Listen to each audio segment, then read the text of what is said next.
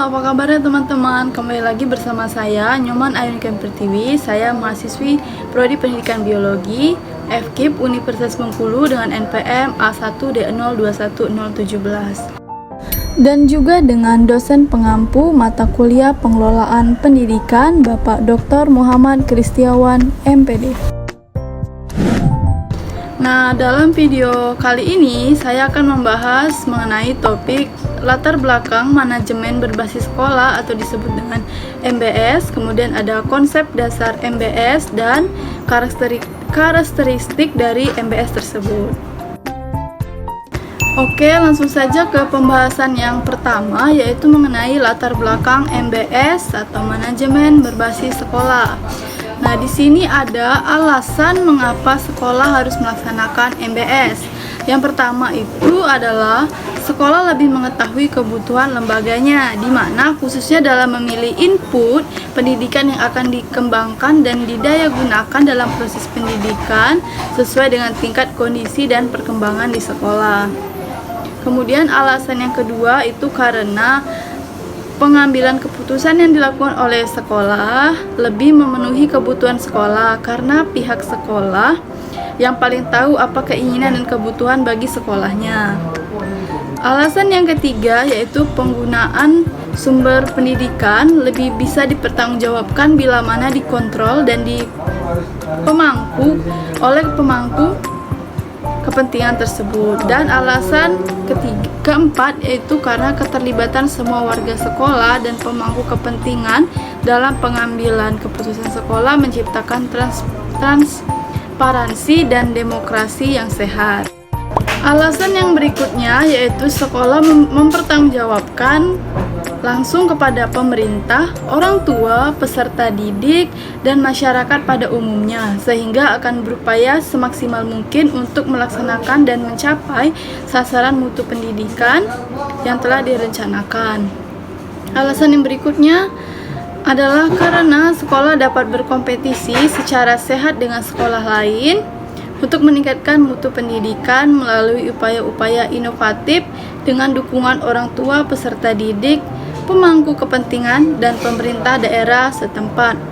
Alasan yang berikutnya karena sekolah dapat secara cepat merespon aspirasi masyarakat dan lingkungan yang berubah dengan cepat juga.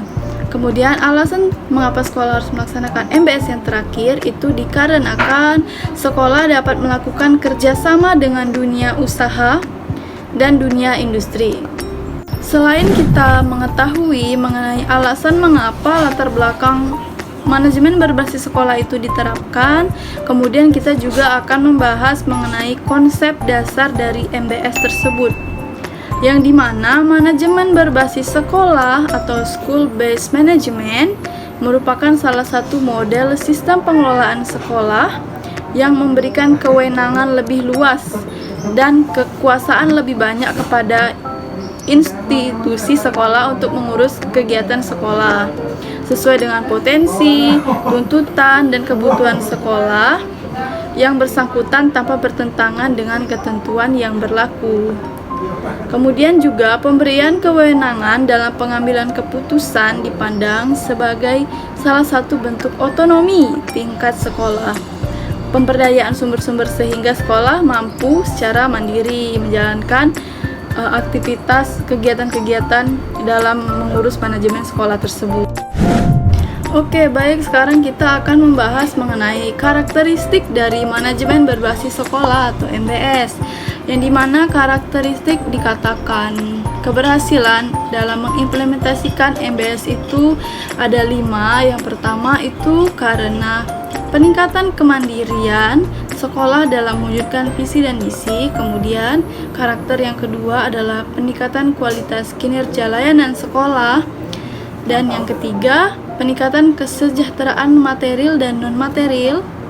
Yang keempat, peningkatan kualitas partisipasi masyarakat dan orang tua.